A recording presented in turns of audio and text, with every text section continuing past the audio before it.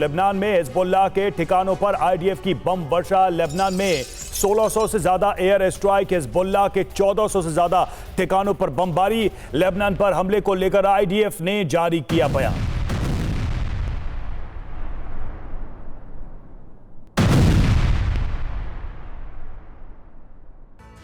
और हिजबुल्लाह पर इजरायल की भीषण बमबारी। इजरायल हमले से हिजबुल्लाह के ठिकानों में तबाही, 1400 ठिकानों पर हमले, 300 से ज्यादा मिसाइल अटैक। इजरायली हमले में 492 से ज्यादा लोगों की मौत। वहीं लेबनान में अगले हमले की तैयारी में है इजरायल, जल्द मारा जाएगा नसरुल्लाह, ये कहा है आईडीएफ चीफ ने।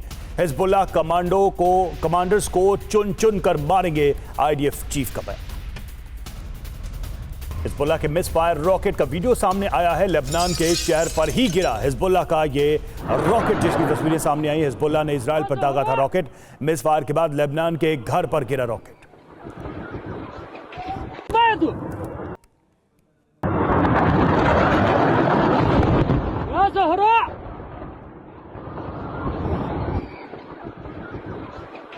देखिए किस तरह से रॉकेट मिसफायर हुआ, इजरायल की तरफ दागा गया था हिजबुल्लाह की तरफ से, लेकिन ये रॉकेट मिसफायर हुआ और एक मकान पर जा गिरा।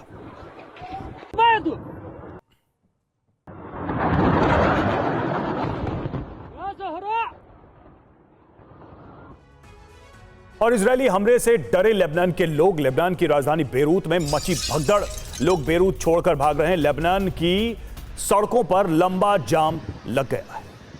ये तस्वीरें आप देखिए किस तरह से बेरूत की तरफ भागने की कोशिश में थे लोग हमलों के बाद से, और इसका नतीजा ये हुआ कि इतनी बड़ी संख्या में लोग सड़कों पर निकले और लंबा जाम लग गया। और हिजबुल्लाह के हथियारों पर आईडीएफ का खुलासा। हिजबुल्लाह ने घरों के अंदर छिपाई क्रूज मिसाइलें, ये आईडीएफ ने कहा है। आईडीएफ ने जारी की मिसाइल की तस्वीरें, और ये तस्वीरें सामने आई हैं। हिजबुल्लाह ने घरों में इन मिसाइलों को छिपा रखा है।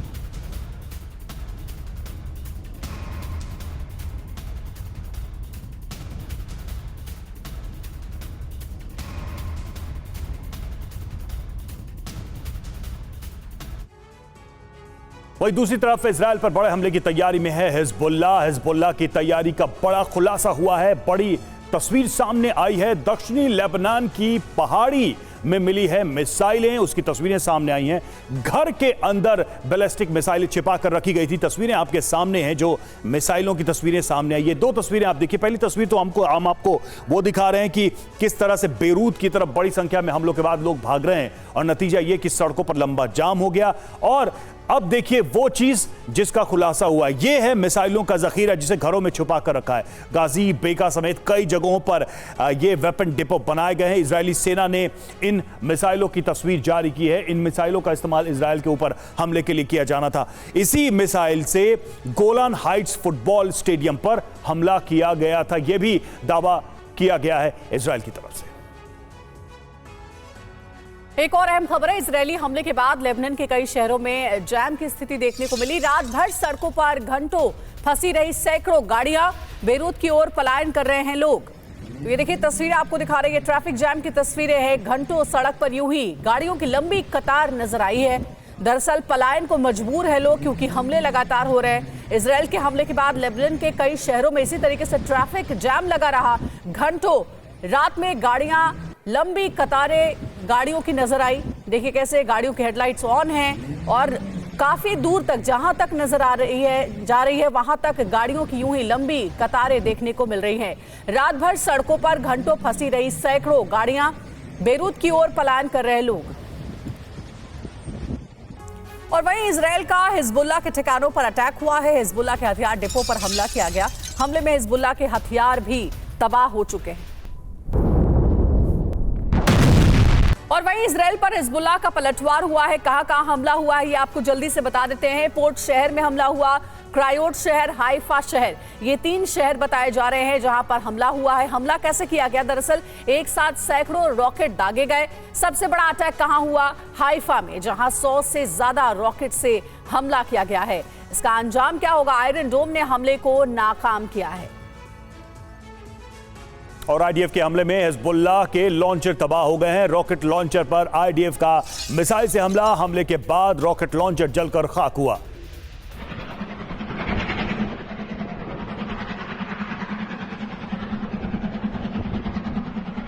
तो रॉकेट लॉन्चर को निशाना बनाया आईडीएफ ने और ये रॉकेट लॉन्चर इस हमले में तबाह हो गया। हिजबुल्लाह का ये रॉकेट लॉन्चर जिसको आईडीएफ की तरफ से टारगेट किया गया।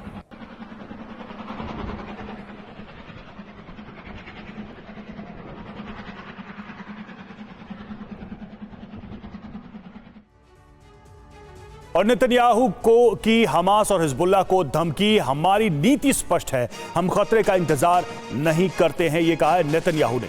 इजराइल खतरे और आतंकियों को खत्म करता है, जो हमें नुकसान की सोचेगा उसे हम खत्म कर देंगे, नेतन्याहू की चेतावनी।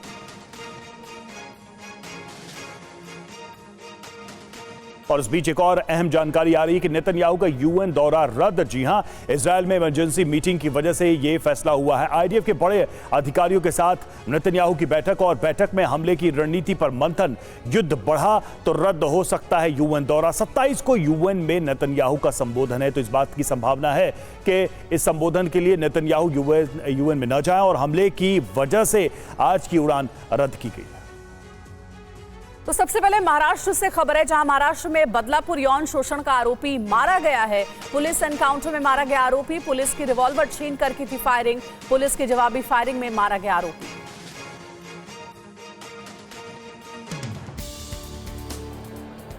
शाम करीब 6 बजे आरोपी अक्षय शिंदे को तलोजा जेल से जांच के लिए बदलापुर ले जाया जा रहा था। जब पुलिस की गाड़ी मुमरा बाईपास पर पहुंची तो अक्षय शिंदे ने एएसआई नीलेश मोरे की रिवॉल्वर छीनकर फायरिंग करने लगा। एक गोली नीलेश मोरे की जांघ में लगी। पुलिस की जवाबी कार्रवाई में अक्षय शिंदे घायल हो गया। अस्पताल ले जाने पर उसे मृत घोषित कर दिया गया। अक्षय शिंदे पर बदलापुर के एक स्कूल में 2 बच्चियों का यौन शोषण करने का आरोप लगा था। गृह मंत्री के आदेश पर एनकाउंटर की जांच के लिए एसआईटी का गठन किया गया है, जिसका नेतृत्व पंजाब राव उगले करेंगे। अक्षय शिंदे एनकाउंटर पर मुख्यमंत्री एकनाथ शिंदे ने कहा कि पुलिस को सेल्फ डिफेंस में फायरिंग करनी पड़ी।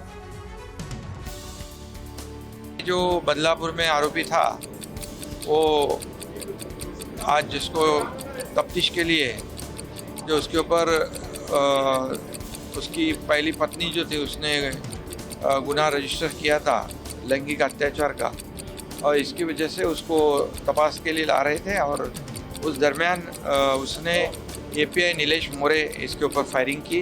नीलेश मोरे जख्मी है, घायल है, और इसीलिए पुलिस ने खुद के बचाव के लिए ये कार्यवाही की है।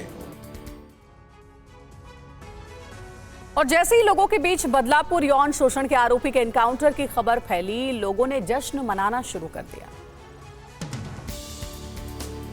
बदलापुर में छोटी बच्चियों के साथ जो दरिंदगी हुई, उसको लेकर लोगों में काफी गुस्सा था। जैसे आरोपी अक्षय शिंदे के एनकाउंटर की खबर लोगों तक पहुंची, स्थानीय महिलाओं ने एक दूसरे को मिठाई खिलाकर खुशी जाहिर की। अगली तस्वीर भी बदलापुर की है, जहां अक्षय शिंदे एनकाउंटर की खबर मिलने के बाद लोगों ने बम पटाखे जलाए। वहीं आरोपी के एनकाउंटर में घायल पुलिसकर्मी को राज ठाकरे की पत्नी ने 51,000 का इनाम देने का ऐलान किया है। राज ठाकरे और उनकी पत्नी जल्द ही घायल पुलिसकर्मी से मुलाकात भी करेंगे। बीजेपी विधायक नीलेश राणे के विवादित बयान के खिलाफ एआईएमआईएम ने महाराष्ट्र में तिरंगा रैली निकाली। महाराष्ट्र में तिरंगा रैली छत्रपति संभाजी नगर से मुंबई तक निकाली गई, जिसके जरिए नीलेश राणे के खिलाफ सख्त एक्शन लेने की मांग की गई। पिछले दिनों नीलेश राणे ने कहा था कि पुलिस को 24 घंटे की छुट्टी पर भेज दो, हिंदू अपनी ताकत दिखा देंगे, जिससे एआईएमआईएम भड़की हुई है। जो स्टेज के ऊपर खुले आम मुसलमानों को गालियां दे रहे हैं, ये धमकी दे रहे हैं कि हम मस्जिदों में घुस कर मारेंगे, तो क्या ये क्रिमिनल एक्ट नहीं है? क्या इसके ऊपर कार्रवाई नहीं होनी चाहिए? मध्य प्रदेश से खबर है, जहां रतलाम में भीषण सड़क हादसा हुआ है। हादसे में एक शख्स की मौत हो गई, महिला घायल बताई जा रही है। हादसे का सीसीटीवी वीडियो भी सामने आया है।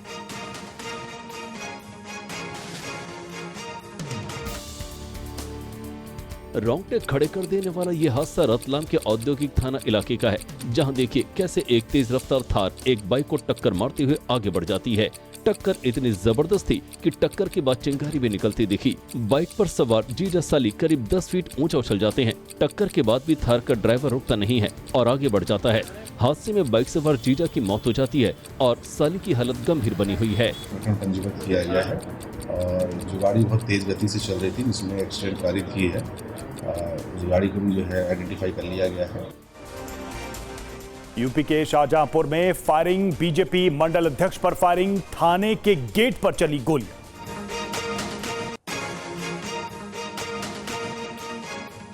तो शाहजहांपुर का मामला जहां पर फायरिंग की ये घटना हुई है, थाने के गेट पर ही ये फायरिंग हुई है। बीजेपी मंडल अध्यक्ष के ऊपर फायरिंग।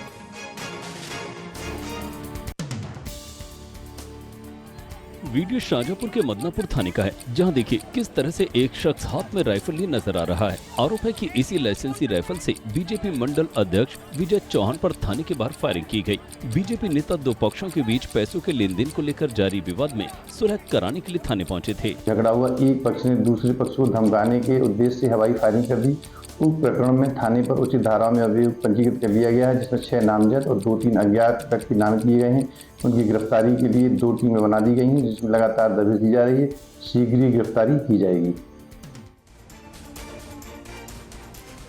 पूर्वी दिल्ली के शकरपुर में एक नाबालिग की चाकू मारकर हत्या कर दी गई। हत्या का आरोप उसके दोस्त पर ही लगा है। बताया जा रहा है कि नाबालिग ने मोबाइल खरीदने की पार्टी दोस्तों को नहीं दी थी, जिसको लेकर विवाद शुरू हुआ। देखते देखते विवाद इतना ज्यादा बढ़ गया कि उसके दोस्त ने चाकू से उस पर हमला कर दिया और वारदात के बाद फरार हो गया। वारदात कल शाम करीब 7 बजे की है। जब तक नाबालिग को अस्पताल पहुंचाया गया, उसकी जान जा चुकी थी। पुलिस ने आरोपियों की पहचान कर ली है। आरोपी भी नाबालिग हैं। कितने चाकू मारे गए, कुछ दिखाया पुलिस वालों ने या कुछ बताया? नहीं देखा, पीठ में चाकू लगा उसके रीढ़ की हड्डी में। तेलंगाना में आवारा कुत्तों से लोग बेहद परेशान हैं। करीमनगर का एक वीडियो सामने आया जिसमें कुत्तों ने एक महिला और उसके बच्चे पर हमला कर दिया। वीडियो करीमनगर जिले के कश्मीर गद्दा इलाके का है, जहां एक मां अपने बच्चे के साथ सड़क से गुजर रही थी। तभी एक कुत्ता उनकी ओर हमले के लिए बढ़ता है। तुरंत मां अपने बच्चे को गोद में उठा लेती है और कुत्ते को भगाने की कोशिश करती है। इसी बीच एक और कुत्ता महिला और उसके बच्चे पर हमले के लिए आ जाता है। दोनों कुत्तों के हमले से बचने की कोशिश में महिला अपने बच्चे के साथ नीचे गिर जाती है और एक कुत्ता उन पर हमला कर देता है। महिला कुत्ते से खुद को छुड़ाती है। इस बीच शोर शराबा सुनकर कुछ लोग मदद के लिए आ जाते हैं। महिला बच्चे को लेकर बगल के घर में भाग जाती है। ग्रेटर नोएडा से खबर है, जहां एक दर्दनाक हादसा हुआ है जिसमें 2 लोगों की मौत हो गई और एक शख्स घायल हो गया। तस्वीरें ग्रेटर नोएडा के सूरजपुर थाना क्षेत्र की हैं, जहां निर्माणाधीन मकान की छत ढह गई। छत पर मौजूद 3 मजदूर भी नीचे जा गिरे। गंभीर हालत में सभी घायलों को तुरंत अस्पताल पहुंचाया गया। हादसे में 2 मजदूरों की जान चली गई। पुलिस ने शवों को पोस्टमार्टम के लिए भेजा है। एक की स्थिति ठीक है, 2 मजदूरों की उपचार के दौरान मृत्यु हो गई, जिनके नाम अजय और राजेंद्र हैं। इनके पंचायतनामा पर आवश्यक विधिक कार्रवाई की जा रही है। मुंबई लोकल की एक ट्रेन में लावारिस बैग मिला। बैग खुला तो पुलिस दंग रह गई। क्या मिला बैग में, देखिए इस रिपोर्ट। ये वही बैग है जो एक लोकल ट्रेन में लावारिस हालत में मिला। बैग खुला तो अंदर से 20 लाख रुपए निकले, जिसे देखकर सभी दंग रह गए। ठाणे जिले के कल्याण से आसन गांव स्टेशन पर रविवार रात करीब 10 बजे ये बैग एक लोकल ट्रेन के जनरल डिब्बे में मिला था। लावारिस बैग को देखकर किसी यात्री ने पुलिस को सूचित किया था। बड़ा सवाल है कि क्या कोई यात्री गलती से 20 लाख रुपए से भरा ये बैग गलती से ट्रेन में छोड़कर चला गया या फिर उसने ऐसा जानबूझकर किया। फिलहाल सीसीटीवी की मदद से बैग लेकर चढ़ने वाले यात्री की तलाश की जा रही है। भारतीय रेलवे ने दुनिया की पहली ऐसी टनल बनाई है जिसमें एक साथ 2 डबल डेकर ट्रेन गुजर सकती है। 30 सेकंड में देखिए पूरी रिपोर्ट। टनल के अंदर उत्तर प्रदेश, राजस्थान, हरियाणा से गुजरने वाली इस 174 किलोमीटर भारतीय फ्रेट रेल लाइन पर दुनिया भर की नजर है। इसी साल जनवरी में पीएम मोदी ने इसे हरी झंडी दिखाई थी। कॉरिडोर पर डबल डेकर ट्रेन 100 किलोमीटर प्रति घंटा की रफ्तार से दौड़ सकती है। इस सुरंग को डबल स्टेक कंटेनर ट्रेनों के बिना रुकावट संचालन के लिए डिजाइन किया गया है। ये सुरंग भारत में नहीं बल्कि दुनिया की इस तरह की पहली सुरंग है। इस खंड में 3 नदी पुल, 3 रेल फ्लाईओवर, 24 प्रमुख पुल, 79 छोटे पुल, 16 रोड ओवरब्रिज और 8 फुट ओवरब्रिज हैं। तिरुपति मंदिर प्रसाद में मिलावटी घी को लेकर नेताजी ने मंदिर परिसर में विरोध प्रदर्शन शुरू कर दिया है, जिसको लेकर पुलिस ने उन्हें नोटिस थमा दिया है। तिरुपति बालाजी मंदिर में प्रसाद में मिलावटी घी के इस्तेमाल को लेकर आरोप पिछली जगनमोहन रेड्डी सरकार पर लगाए जा रहे हैं। इसी बीच उन्हीं की पार्टी के नेता और तिरुपति देवस्थानम ट्रस्ट के पूर्व चेयरमैन भूमना करुणाकर रेड्डी अचानक तिरुपति मंदिर पहुंचे। घाट में स्नान करने के बाद प्रदर्शन किया और आरती करते हुए शपथ लेने लगे, जिसके बाद पुलिस ने नेताजी मंदिर परिसर में राजनीति नहीं करने को लेकर नोटिस थमा दिया और अपने साथ ले गई। वहीं शंकराचार्य अविमुक्तेश्वरानंद सरस्वती ने मिलावटी घी विवाद के लिए मंदिर प्रशासन को जिम्मेदार ठहराया है। न्यूयॉर्क में ज़ेलेंस्की से मिले पीएम मोदी, यूक्रेन की अपील पर हुई मुलाकात। 1 महीने में दूसरी बार दोनों की मुलाकात। न्यूयॉर्क में संयुक्त राष्ट्र महासभा में सम्मेलन के दौरान ज़ेलेंस्की के साथ पीएम मोदी की द्विपक्षीय बैठक हुई। 1 महीने में दोनों नेताओं की ये दूसरी मुलाकात थी। विदेश सचिव विक्रम मिस्री ने जानकारी दी कि यूक्रेन के आग्रह पर प्रधानमंत्री ने राष्ट्रपति ज़ेलेंस्की से मुलाकात की, जिसमें कई अहम मुद्दों पर चर्चा की गई, लेकिन इस दौरान रशियन तेल को लेकर कोई बात नहीं हुई। इस मुलाकात के दौरान रूस यूक्रेन जंग रुकवाने के प्रयासों पर भी चर्चा की खबर है। इससे पहले पिछले महीने यूक्रेन में दोनों नेताओं की मुलाकात हुई थी।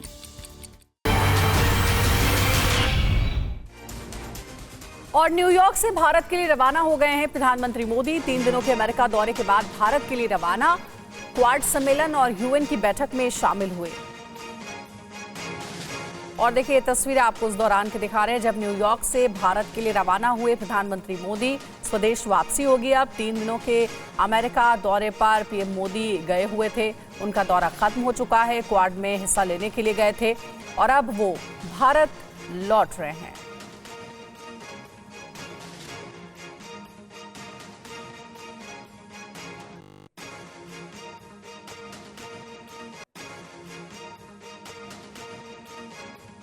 और अमेरिका में सिख समुदाय से मुलाकात हुई है प्रधानमंत्री मोदी की। सिख समुदाय ने पीएम मोदी को शुक्रिया कहा। समुदाय के लिए किए गए कामों के लिए शुक्रिया। न्यूयॉर्क में हुई थी पीएम मोदी की मुलाकात।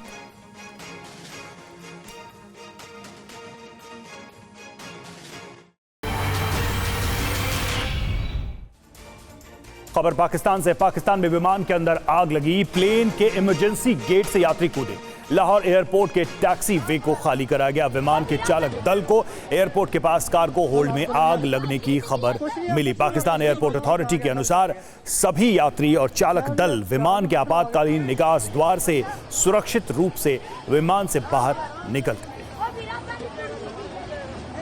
तस्वीरें हम आपको दिखा रहे हैं लाहौर एयरपोर्ट की। विमान में आग लगने की खबर मिलते ही सभी यात्रियों को बाहर निकाला गया आपातकालीन गेट के द्वारा। पाकिस्तान एयरपोर्ट अथॉरिटी ने यह जानकारी दी है कि सभी यात्री और चालक दल के लोग सुरक्षित हैं। उनको बाहर सुरक्षित निकाल लिया गया है। इस घटना को देखते हुए लाहौर एयरपोर्ट के टैक्सी वे को खाली कराया गया। प्लेन में इमरजेंसी गेट को ओपन किया गया जिससे यात्री कूदे। पाकिस्तान में इस विमान के अंदर आग लगी जिसके बाद यह अफरा तफरी मच गई। और कल हमने आपसे 3 सवाल पूछे थे। देखते हैं प्रोवो देश का ओपिनियन मीटर क्या कहता है। क्या इस साल बांग्लादेश में नए राष्ट्रपति नियुक्त होंगे? 40% येस, 60% नो। क्या सैटेलाइट बेस्ड टोल लागू होने वाला है? 70% येस, 30% नो। क्या भारत चीन के बीच सीधी फ्लाइट शुरू होगी? 35% येस, 65% नो। डाउनलोड कीजिए प्रोबो ऐप और दीजिए अपना opinion. This game may be habit forming or financially risky. Play responsibly. TNC apply.